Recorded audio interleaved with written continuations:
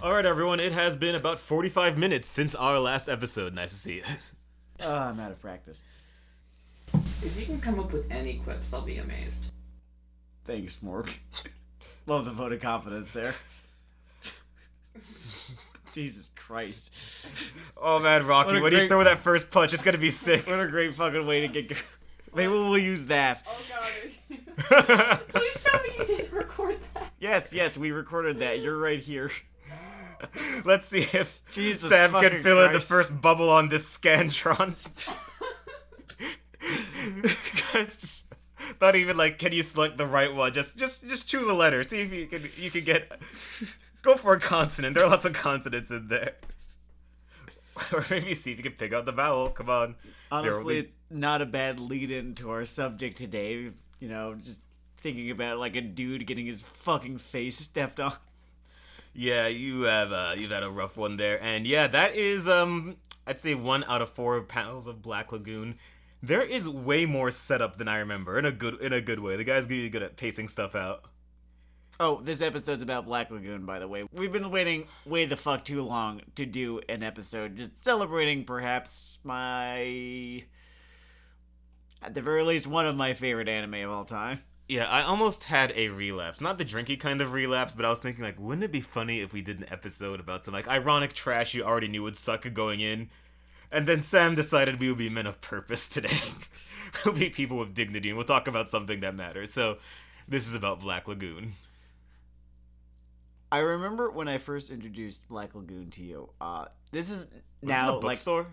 No. This is an anecdote that you have repeated several times now, where I was, for a frame of reference, I'm like, okay, so Black Lagoon, it's like Cowboy Bebop, but it's not in space and there's no jazz, and you just kind of looked at me.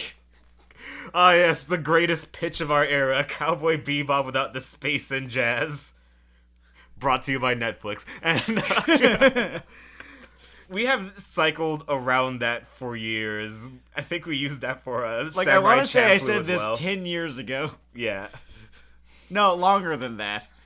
Like, we were teenagers at that, like, high school at that point. So this was, like, more than a decade ago that I gave him this awful fucking pitch for what is, in fact, a fantastic goddamn series. And I stretched it around everything. I went with, like, Darker Than Black, saying, like, it's like a...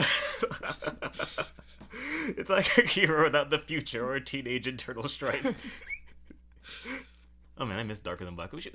I never finished the second season, though. We should see how that went. Some people... It seems to split people along those sort of Korra kind of lines. Okay. I never actually watched a whole lot of Darker Than Black. It was a fine, like, episodic action run. Yeah, it seemed good. Just, good. For those of you who are uninitiated, which is fair given its release schedule, Black Lagoon is sort of the crime action manga of our generation. Oh, yeah, by a country fucking mile. I do not know of anything in that genre that even fucking comes close to how great this shit is. And it leaves a mental footprint. Like, nothing else really feels quite like Black Lagoon, though plenty sort of aspires to it. And it's such a mixture of real-world grit and problems, and also just an insane action throttle in the back of the guy's head. Yes. With just words like... Yes, the man can write a fucking action scene. Yeah. And just wackadoo shit where he just thinks, like, why isn't there a maid with a motorcycle in this panel? I need to fix that. I think when we were doing our Gateway series episode, right, I mentioned Black Lagoon as a very good gateway anime, and I stick to that. I stand by that. It is a fantastic thing to show, I don't know, your friend who's, more into just action movies or something like that.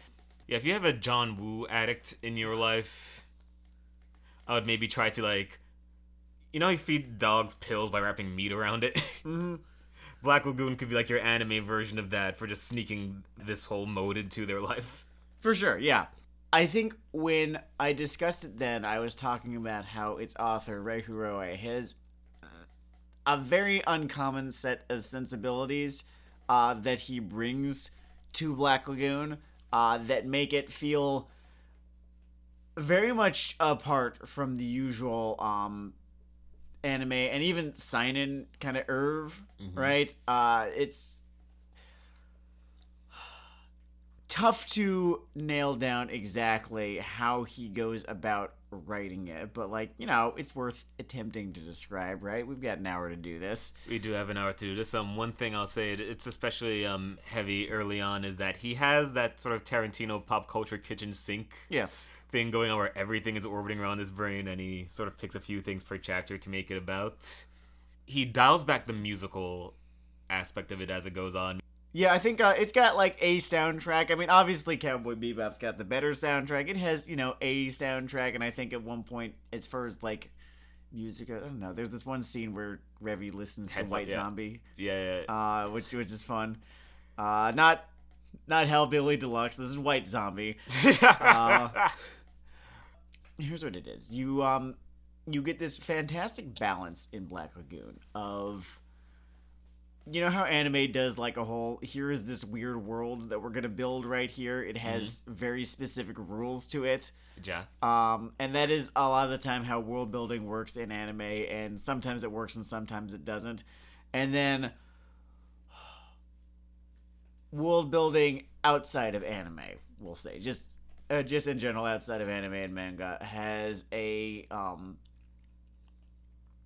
a little bit less into the fact that this world has this set of rules and this set of things and is organized in this particular way. It just sort of builds the world. There's a fun little balance between those two sort of approaches to it that you sort of see. It's definitely one of those things where you can feel the general the best term is well read, though his influence bag goes way beyond books and anime and manga, what have you. Certainly. I think there's very much just crime dramas and action movies are Reihiro's primary influences for writing Black Lagoon, even though it does have some shit that could really only exist in anime for certain. Sometimes it doesn't feel like an anime so much as it does, just kind of a 90s crime drama from Hong Kong, of all places sometimes. Like you were talking about John Woo, and he is all over this fucking thing. Yeah, even the Chang character is basically a love letter to that. And I almost imagine Reihiro's brain as, if people gone hard-boiled, a White Zombie album, a sort of more standard anime action series, and the magazine section of the New York Times. And maybe a Scorsese film. Yeah, because the thing is also not only smarter than maybe our description makes it sound like. I think whenever I talk about Black Lagoon, it almost sounds. I feel like sometimes it sounds like I'm talking about a crime version of The God of High School or something, and it's kind of gunning on a smarter wavelength than that. Certainly, and yeah. It's certainly more plugged into certain things. The whole thing. I'm just gonna steal your description from a previous episode because it's not plagiarism if it's within our own podcast network. Sure. But there's this whole thing in Black Lagoon that's very concerned with how there's just this whole world of violence about 3 blocks down from wherever you're sitting right now, and it is always moving around you while you're not conscious of it, and how it is basically the force underpinning the world. And it is sort of your privilege to live in your world free of this sort of systemic violence. Yeah. Because it's got to exist somewhere, and it's going to exist here in Rarahnapur, where we find ourselves. We should explain the premise of Black Lagoon for those who do not know. Oh, right. I was totally going to do that earlier, and I totally veered away from it. Happens. So, Black Lagoon has one of my favorite non-action guys. Oh, it's hands down my favorite non-action guy. And his name is Rokuro, who tends to be called Rock, and he is a sort of mid.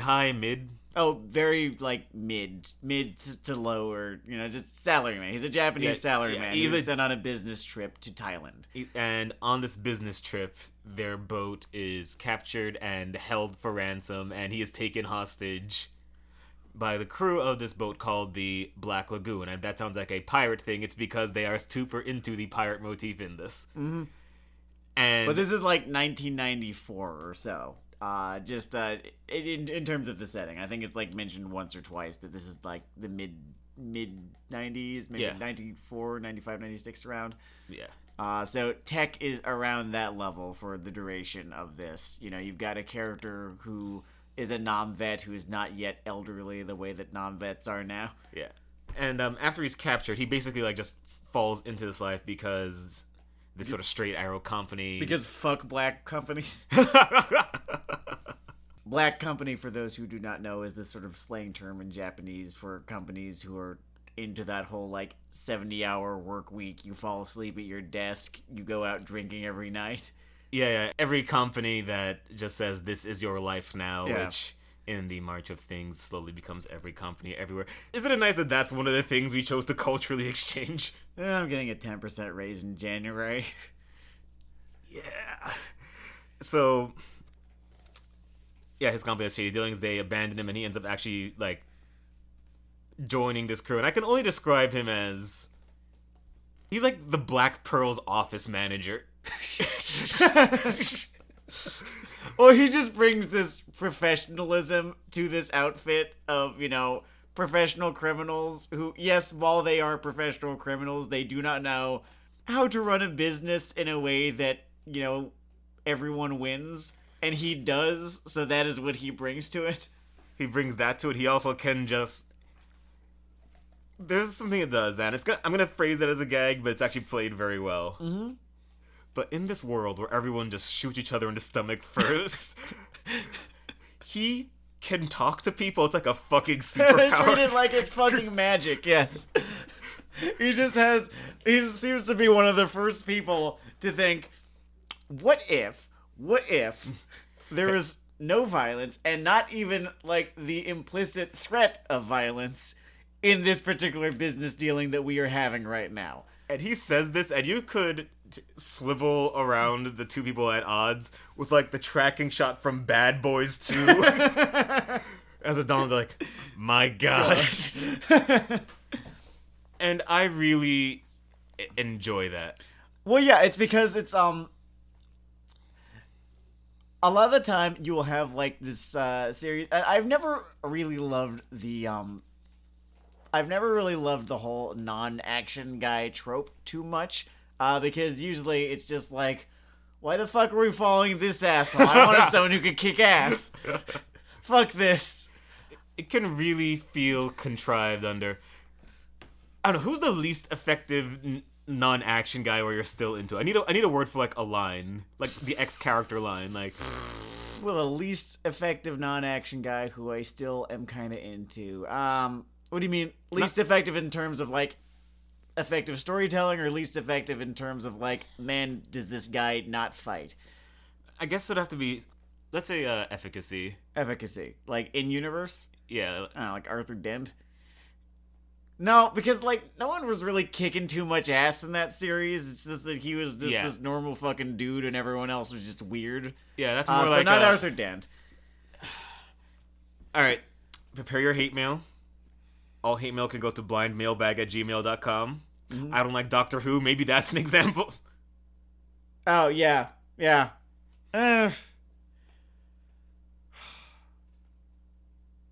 don't even want to... I don't like Doctor Who either. And I do not even want to bring him into this conversation too much. Fair enough. Remember when like Ron Stoppable was the non-action guy and he had so many fucking fans that they were like, what if not anymore? That was wild. Although actually, now that I think about it, seasons 1 through 3, Ron Stoppable, probably like the most effective execution of the non-action guy. Just, yes, he did suck, but he was so incredibly entertaining. He was entertaining. He was endearing. He did not go over the Bolin line. No, he was... I mean, yes, he was useless, but, like, he... Again, entertainingly useless. Yeah. Wait. You go back. We have a whole 4-episode series on Core. You can go watch me kick those shits over there. So we find ourselves back to Rock, right? Who manages to make not being a violent asshole looks so fucking cool, because God, is this series full of violent assholes and the ineffectual lives that they lead. Alright, so the other principal character in this show is Revy. Yeah. Who is this... She's really only good at violence, is the thing. She's this sort of kind of hardened, street smart gunslinger who takes a weird shine to Rock. They have a really fascinating relationship, and we'll get to that in a little bit, because it's my favorite aspect of this series, like, by a pretty large margin. Her whole thing is that she's like, yeah, you could just, like, fucking kill the guy, you know? You could just, like, fucking shoot him in his fucking head. Just fucking kill the guy. And then, like, no problem, right? Imagine a world where all you see is 6 different renegade interrupts. And because she is good at this, right? It has, you know, sort of worked for her, right? Because this is a world in which, you know, like, You can the make your way FBI over. are not going to be on you, because the FBI are all the way over there, and the CIA do not give that much of a shit about you, because all you're doing is killing other low lives in, some far corner of the world that they're not concerned with, because there's no uranium involved, right? For the record, for the cool variation of topic in Black Lagoon, that CIA line is a borderline spoiler. Yeah. Because eventually they do notice. But there's this really wonderful arc. So Revy, right, who's this she's got this kind of interesting backstory in that she's from New York. She's from Queens, actually. Nothing about her adolescence went at all well, right? It just taught her. It wasn't the plan. It just taught her to fucking hate the world, hate all the people who live in it, and feel absolutely nothing when one of them leaves this world. I always felt like Jack from Mass Effect, like someone who was writing her had watched this anime, because I had never considered that. I could totally see that as a point of reference. It is a pet theory of mine. I have literally no proof, because I haven't really... I know, sometimes you could go on Formspring and be like, hey, so like... but I never did that. I'm probably never going to do that, so it just remains a pet theory of mine. So, Revy has had the experiences in life necessary for her to feel kind of nothing when she shoots someone, right?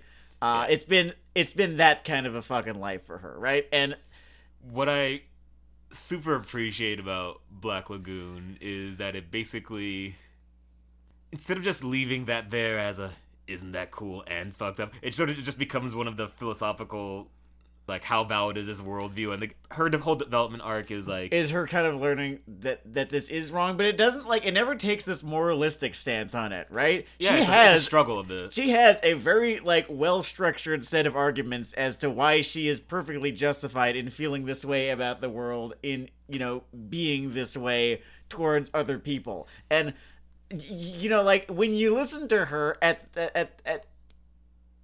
it is a well-formed set of opinions, that are backed up by some amount of, lived experience, and if not fact, then evidence? I don't know. The whole thing between her and Rock and the pop culture gods have been super convenient to me with this. Mm-hmm. But her thing totally makes sense from a survivor's perspective. Yeah. And it's like Rock trying to introduce, like, can we strive this higher thing? And sometimes he's off base, and she's off base. And the whole thing of them it's just like a whole recurring Gom Jabbar scenario. And he's just saying, but what if we didn't yank our hand out of this? Yeah, okay. I like that metaphor. Yeah, so thank you. Was it Legendary Pictures that did Dune? Who did Dune? Well, Denis Villeneuve. I'm gonna thank Villeneuve, yeah. Denis Villeneuve here. Yeah. All right, Villeneuve. Someone tell me how to pronounce his name. I don't watch interviews anywhere. Oh, that's why you're happier. Anyway, but yeah, thank you for that free point of comparison, man. That guy has an unimpeachable, like, decade of movies. Good for him. Yeah, no, he can't fucking miss. If 30 Rock had Reaganing out, do you call that, like, Nolaning? Is he Nolaning right now? No, because there's, like, stuff that Nolan has done that I just flat out don't fucking like. What, like, be a Republican? Yeah, that might be true. Well, there was the whole thing is, like, you should go see Tenet in theaters.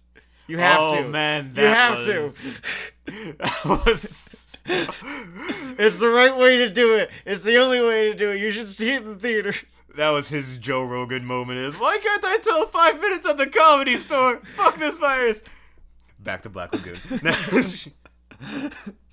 So it has that fun philosophical tug of war between those two, sort of informing a lot of it. And, like, she's never looks exactly like a straw man, but she is, like, the universe does, or the narrative, right, does seem to think that ultimately she is incorrect. It does also think that Rock is hopelessly naive, at least at the outset, but it does think that, no, I don't think you're correct in being, like, this callous and this psychotic, right? Yeah. Because, pretty early on, there's this fantastic arc where she decides to be her old violent self because, like, the way that Rock is acting, is starting to piss her the fuck off. So she decides, instead of having 5 minutes of conversation with someone who is more than her equal in combat, she's just gonna start shit.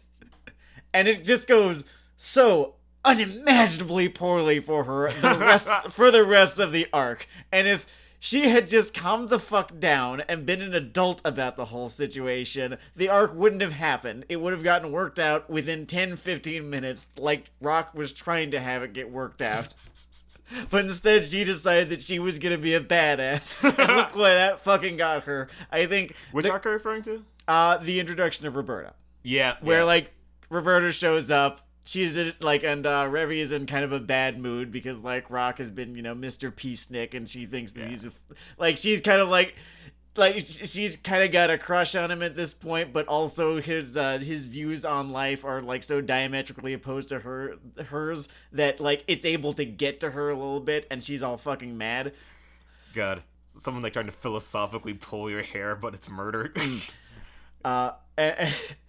And, like the pigtails kind of thing, not like the bed. Never mind.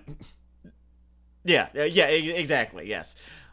I get your metaphor at the very least. I hope it tracks in, the actual recording. So, like, because of this, because, like, he's starting to, like, get to her in a way that she is uncomfortable with, she decides to be a fucking dick that night.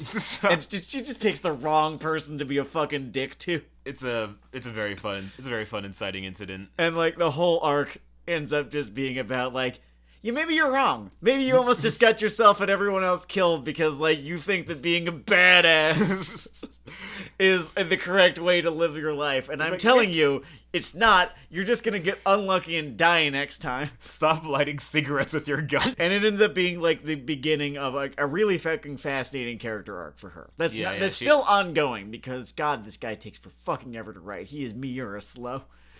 Oh, yeah, if you want to get some crime action, Black Lagoon's your boy. Jesus fucking Christ. It's a little easier to live with because the thing is very into tight episodic arcs. Yeah, it's very, very much into its arcs, but the over all of it is Rock and Revy's individual character arcs, which are far and away the most fascinating thing about this show. Like, their arcs and how their arcs intersect in their relationship, which is this deeply complicated love story. I will call it a love story that involves sort of mutually assured destruction on both of their parts. It's perhaps not the healthiest relationship, but who cares? Healthy relationships in a series like this would be kind of boring. It is much closer to the kind of entanglements you walk into between the ages of 19 and 24 than henceforth in your... I believe that Revy is herself, like, in her, like, early-ish 20s in this series. Like, I think she's, like, 24 and 20 or 25. Rock is maybe 30. I'm just talking more of just the emotional... Oh, yeah. It's a... It is mentioned somewhere what their ages are. They're, like, mid to late 20s, I want to say. Okay. I'll have to... I will have to look it up at some point. And, yeah, it sort of plays to this wider theme of, like, how well these human sort of entanglements can play out in a world that is brimming with complications and violence and attached damage. Mm-hmm. There are a lot of non-romantic executions of this too that are interesting. One that I was kind of like okay with, but that actually really grew on me was the sort of quasi parental one with Roberta and the kid. I like that one. I like the relationship that Balalaika, the Russian mobster, and Chang, the Chinese mobster, have with one another. Yeah. Like, it's this weird fucking... Remember in KOTOR 2, Hanhar and Mira? It's like that. That's a fun reference point. It's these two who are at the top of these different organized crime organizations. And I guess there's sort of a mirroring because Chang's there like, I think we should only be a piece of shit 85% of the time. And Black is saying, they're like, but I wanna! We're gonna have to get, like, all into Balalaika's character for me to explain, like, why I love her interactions with Chang so much. I mean, she's a former Soviet soldier who, you know, like, fought in their failed invasion of Afghanistan in the 80s, right? Kind of got, like, cut the fuck loose. Sort of, like, written off as, like, well, we're gonna sort of, like, push you guys off to the side. You did a bad thing. She got scapegoated, basically. Yeah. And, you know, became disillusioned with, you know, the USSR, kind of, like, came to Rowanapur, the, sort of the made-up, Thai city that this all takes place in. Can you imagine screwing over a bunch of your own people on the way out of Afghanistan? Man, who the fucking... And she comes here to find a good way to die, right? And she finds her match in... And all of this happens before the series even begins. It's just kind of vaguely alluded to a couple of times until it's sort of eventually spelled out for you. Yeah, around the 50s in the chapter count. Yes. And she finds her match in this one triad boss named Chang, who apparently has her on the ropes at one point and doesn't kill her. There is this great just panel. They're talking about something else with a little flashback to they're both just in fucking hard-boiled midair. They were shooting at each other, and it's and yeah, the implication is that it could and should have ended in death, and they're both still here, and that's sort of a little and it, like, floating bond. It bothers her. It bothers her so fucking much. Yeah. She like so all of the relationships in Black Lagoon look something like that.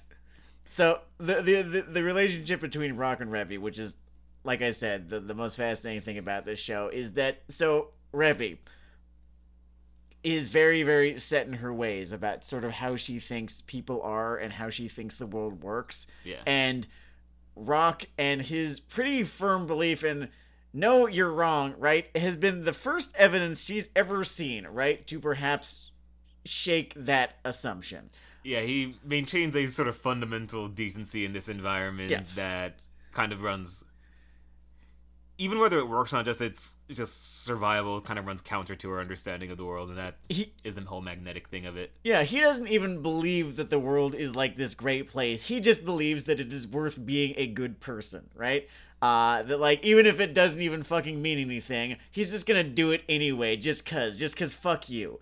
He's gonna be a better person than you, or he's just going to be like a better person than like he is expected to be, because that's fun. He calls it his hobby at one point. It's the most badass fucking scene in that series. That was great. Yes. This shakes Revy so much to her core that it gets her fucking questioning things. And at first she responds by being more violent than usual because, like, you know, she kind of overcompensates. And then she kind of like softens up, and the thing that's happening, right, is that she is starting to maybe believe that he is right at the same time that Rowanapur, the city, and this world that Rock now lives in is making him very slowly a slightly worse and worse person as the days go by. Mm-hmm. So you're thinking, shit, if he starts to, like, if he ever becomes as bad as Revy... Execute the 11s. As bad as Revy thought that people were to begin with, she's gonna fucking kill both of them. Like, she's gonna kill him, and then she's gonna kill herself, and you're sort of like... You're really... the whole series now feels like this kind of race against time. It borderline just feels like a sort of spiritual Russian roulette. Yes. As he, you know, becomes more and more affected by this horrible world that he lives in. And, you know, Revy, you know, becomes more and more open to, like, what he originally said, even if he does not necessarily live that as much anymore. I think one of my favorite scenes in terms of that tension, and I guess spoilers here for an individual moment. If you don't like, beats spoiled for you, then no. We dedicated this episode to a manga. We've said it's positive. Go fucking read it, whatever. Yeah. It's all out there in English and everything to official like. Actually pay for this one. It's worth it. Yes, but please do. Yeah. Have him make money from this so he can like be more about doing it. Like, hey, these are actually selling. I should write more of this faster. Please, I want to see this end in my lifetime. But we were going towards the end of was essentially a completely contained full gangster movie, just in the flow of Black Lagoon. There's this whole thing that happens in Tokyo. That's a fucking awesome arc. And she, before he sees someone sort of off themselves, is just screaming for him to look away from it. Like, yes. This will be more traumatizing than just any of the murders you've seen or even been like tangentially a part of. Like, this person that is ending their life. Yes, that was God. That was a phenomenal fucking scene. I am now actually. I always find something more to like about this series every time I revisit it. I did not consider until this moment what a significant moment that is for her character, that she cares enough now that he not see this terrible fucking thing that is about to happen. Yeah. Like, early her wouldn't have fucking given a shit. She'd have been like, yep, that's life. Like, she didn't luck out. You should be glad that you're alive. Like, that is what the old Revy would have said. So, like, yes, yeah, no, I agree. That's a great fucking scene, and it speaks to sort of, like, the way that the two characters are changing. It's a very nice, tangible thing in there. Now, because we've ended up talking so much about themes and character, we've actually ended up on the opposite side of a coin. I was sort of worried we get in one area. I think it is actually important in describing Black Lagoon that we also talk about all the sweet bullshit that happens. Oh yeah, there's a whole ton of sweet bullshit too. Yeah, like I think we need to fully characterize this manga. I'm making it seem like it's this like deeply fucking serious thing at all times. That it's all about like people sort of going on Sartrean like they do talk about like Sartre, all those infernal affairs, departed, whatever scenes are there. They are there, yeah. But there's also a lot of. You're transporting an empty suitcase as a decoy for terrorists, and then a woman holding two kukri and her drug-addicted driver show up to try to take it from you. They were hired as the driver at that point. Right. The point is that there are all kinds of 50-card pileups of insane, not even nonsense, just different threads of insanity happening at the same time. Yes, there's a standalone episode kind of early on where the Black Lagoon and its crew are being chased by a whole bunch of dudes on speedboats.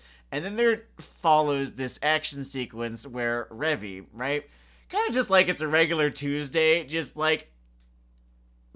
picks up a rocket launcher and just jumps around on these various speedboats, blowing them the fuck up and shooting to death anyone who remains.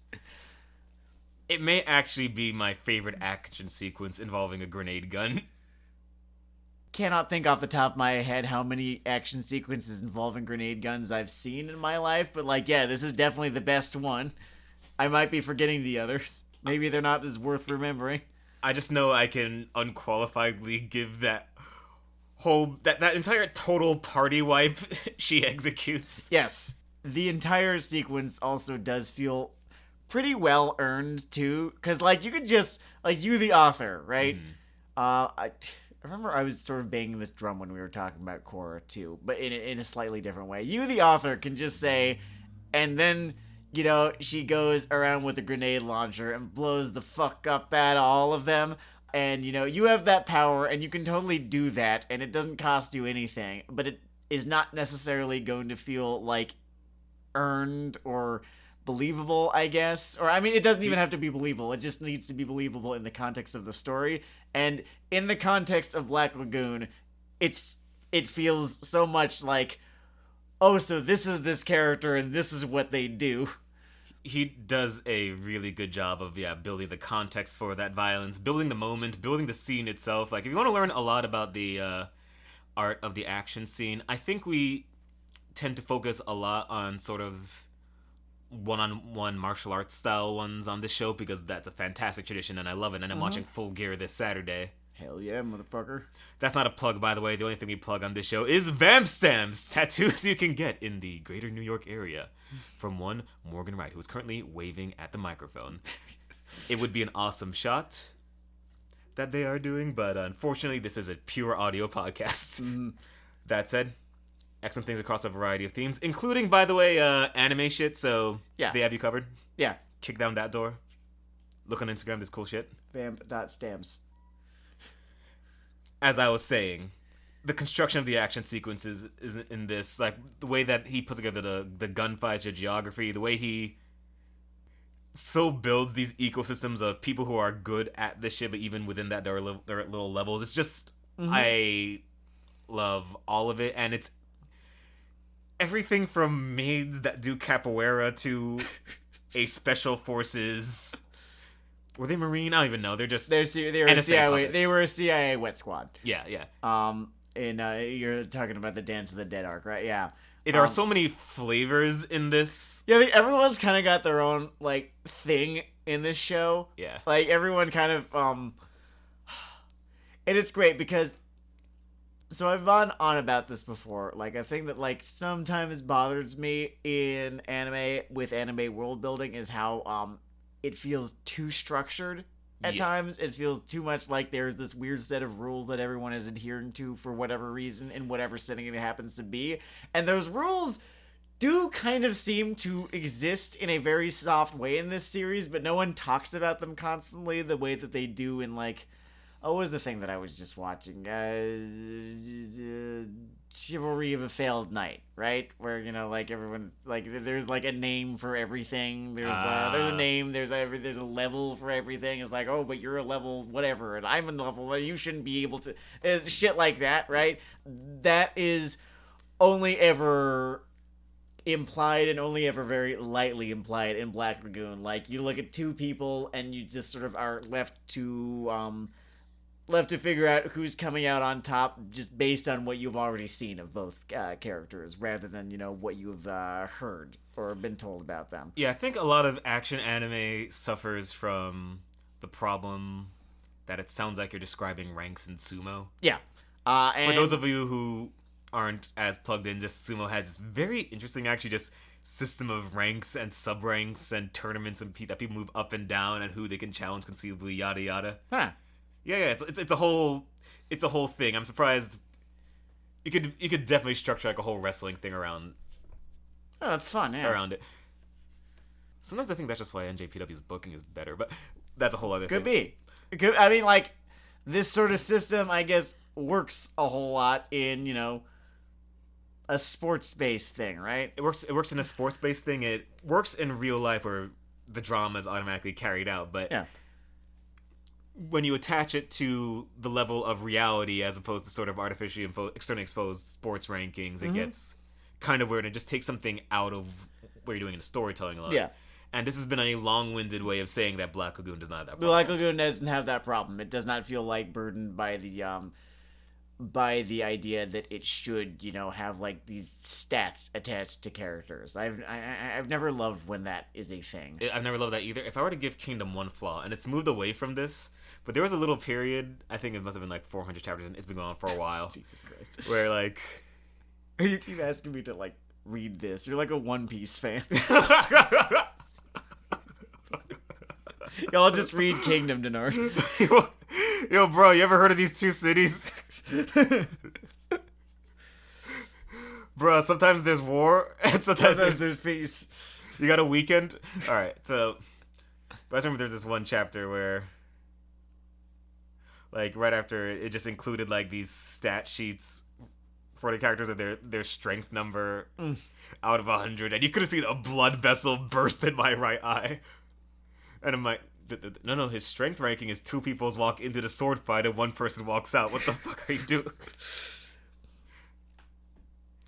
Yes, it's this very kind of light novel-y thing. Yeah. I've noticed it is a big deal in light novels specifically and kind of bled out into like the greater, you know, sort of weebosphere from light novels. And I understand and became what isekai. It became like the bones that isekai is built upon is stats, and which I understand fucking hate. There's a reader for that gets something out of that, but there's also a strong, dedicated readership for feet. And often when you are trying to tell a good story for a wider audience, you will not have tracking shots of feet. Unless you're Quentin Tarantino. Yeah, that's the thing. I was gonna say he's regarded as one of the better filmmakers of our time. Yes.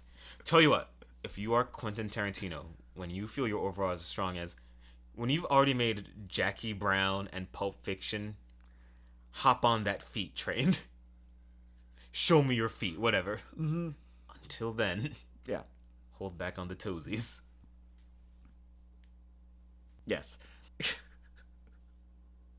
Oh, I've gone and, like, done my fucking kids these days thing that I try not to do so much. But, no, the, You know, you're down on yourself about that sometimes. I will remind you have just sounded like that since you were 13. I've been 40 since the day I was fucking born, apparently. It's a whole thing. Like, what's gonna happen when I actually am 40? It's not that long from now. It's just 10 years out. That's not a long time. You're gonna have a lot to say about digital fashion. Probably. Wait, have you just heard of that, or? Oh no, I know what you're talking about. It's so fucking stupid. Like somehow I hate it worse than NFT. No, I don't. I hate NFTs. Yeah, I don't think digital fashion is smacking the environment around as much. Nor is it like yet another way for crypto bros to be the most annoying fucking people on this earth. Look, my Overton window has moved to, fine, be annoying. Please just stop lighting rainforests on fire. I think they're trying to work on a coin called Solana that, in theory, is more process efficient. Okay, sure. I don't even fucking At which point, at least they will just become irksome. Whatever. I just save as JPEG. Oh yeah, we are screen cap. If you gotta crop it, cool. Now I have your monkey too. We are a right-click save as family here out of Weeaboo Hell. So,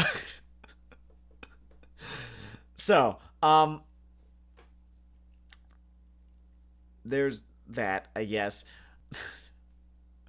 I'm trying to figure out like where I was here. Something wild shit. We were kind of talking about like the wild shit that this show gets on. It strikes here we go.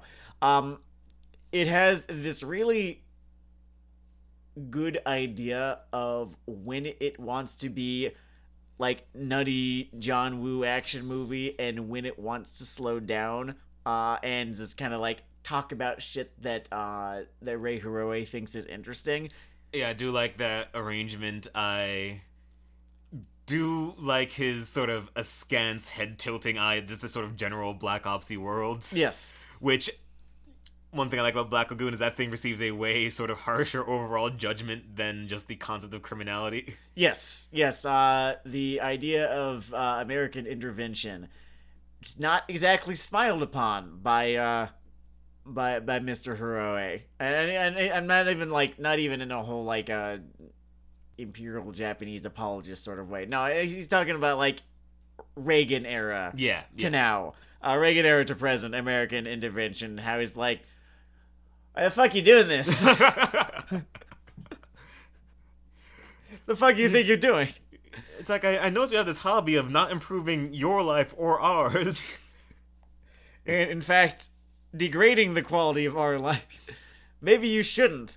It's pretty pointed that it is vastly easier to sympathize with the fucking triads in this. Yes. Who are still the triads. Like, they're still the triads. They're still not great people. None of these people are good people. Like, Rock is the best person, kind of just by definition in this show, and even he is not that great of a person Rock anymore. would be the worst person in a normal room. Yes. At this point, I mean, like, early on, he's just kind of like a normal guy who...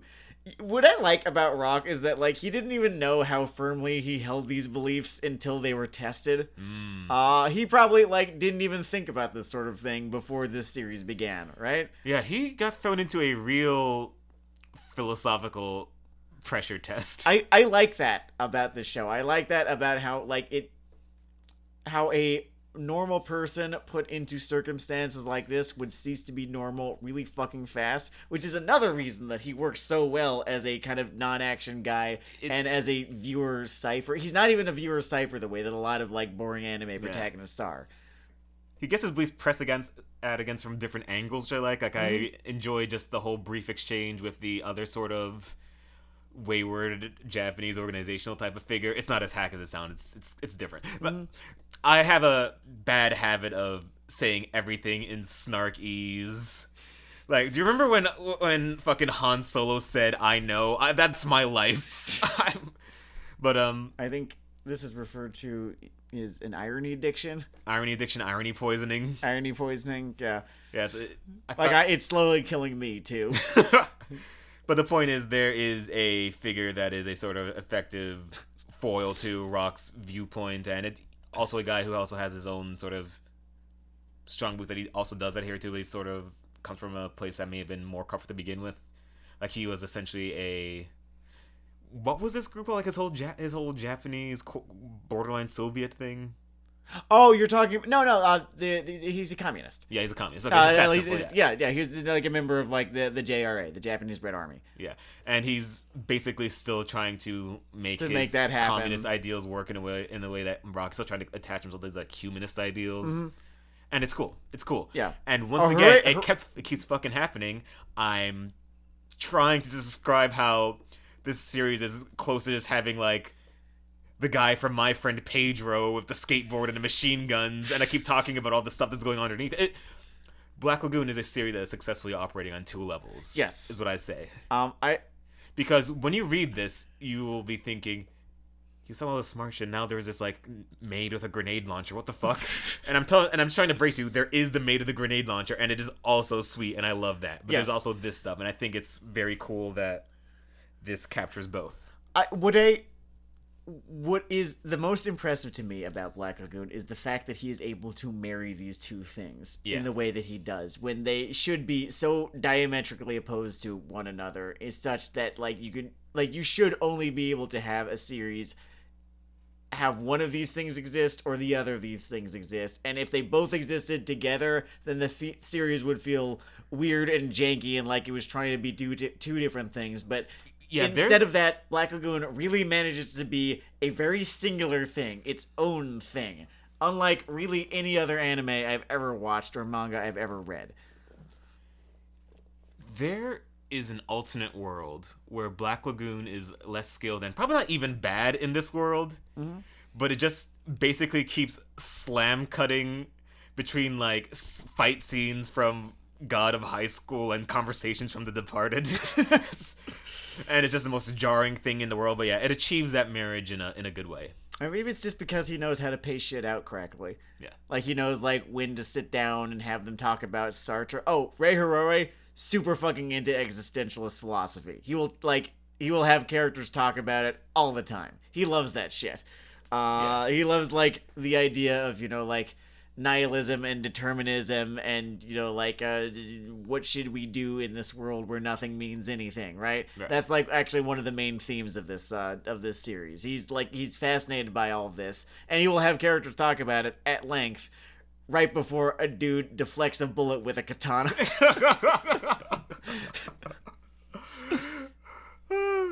Oh, man. He saved the katana on Gunfight like someone edging you. I love Revere's reaction to it, like it's the coolest fucking thing she's ever seen in her entire goddamn life, and she wants to see him do it again. Wonderful.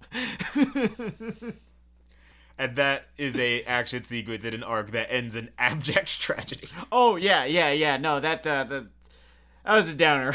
That was a real fucking downer. A lot of the arcs actually have kind of downer endings to them. Real Capulet Montague shot there. Yeah. Just fucking Mary holding her kid. Yes. I really want to see this series, like, have an ending. I would really appreciate it, too, if the author of this series could stop drawing porn long enough to finish the action hit of our generation. He'll draw some doujinshi here and there. He will also sometimes create the sleeper hits or sleeper/underrated anime recreators. I think Recreators made its money to give the world its credit. It's not quite the distance between like success and content that like Samurai Flamenco had. Sure, but I do not really see it being part of any real popular conversations inside of the Weeabosphere or out. Fair enough. I still think it's fair to call it underrated, and that he wrote it. It's very much him. It's him doing something completely different than Black Lagoon, but it is very much Rei Hiroi writing a series, and it has like a bunch of the same kind of. Yeah, he also really had fun flexing his reading spectrum because the thing basically has like industry-wide XP cameos. It's a strange show. You enjoy it. Maybe we'll talk about it one day. I don't. Did we talk about it? I feel like we might have. Oh wow, Weeaboo Hell's been going on for a while. Yeah, We're we've been doing Accidental this for a Double while. Dip soon. Oof. That'd be interesting, wouldn't it? Yeah. Man.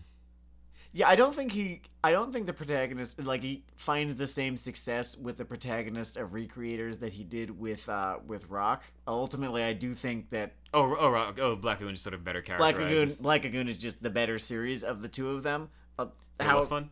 Yeah, but it was fun. Yeah, and it had like a lot of interesting things about it. Certainly. All right, I'm gonna steal a joke from Red Leather Media. Okay. So, would you recommend Black Lagoon?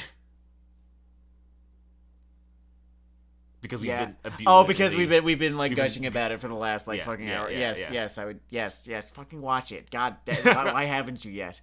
Jesus Christ. It's a great question. It's also a very well done in comic form, and pick your poison. Oh, interestingly enough, Yeah. one of these series, it is one of those series where the dub is actually pretty superior to the original Japanese. So try and find the dub. It's really fucking good. Oh, I haven't tried the dub yet. Okay. It's really good. All right, people. Enjoy one of the 6 holy dubs, I guess.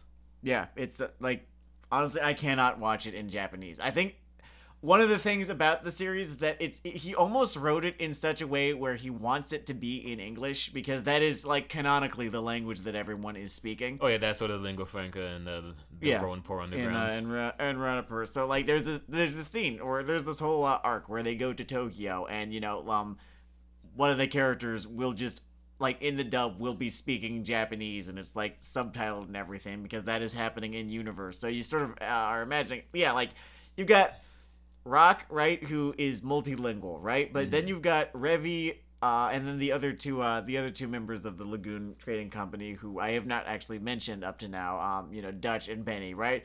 Both of them American too. All three of those characters, I'm pretty sure, only speak English. Yeah. So that is another one of the ways in which sort of Rock makes his use known around the cast, that he can talk to basically anyone. He is their Rosetta Stone. So because this series is, I don't know, it's really fascinating. Because he wrote this series in such a way that he just is imagining everyone speaking English to one another. For whatever reason, the English dub, maybe that is the reason that it feels all the better, or just the fact that they gave such a shit. The voice direction is so good, the voice acting is so good. Let's see, I haven't tipped in this dub, but that's something for people to think about at home when you're watching this. Watch it or you're kicked out. Please watch it.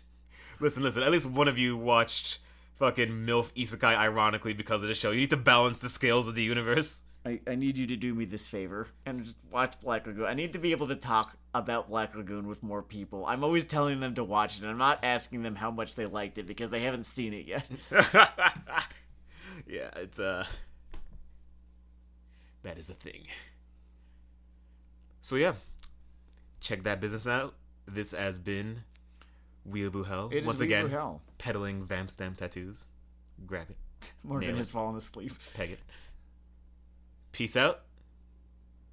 Eat it, Eric Adams. Fuck you, you cough.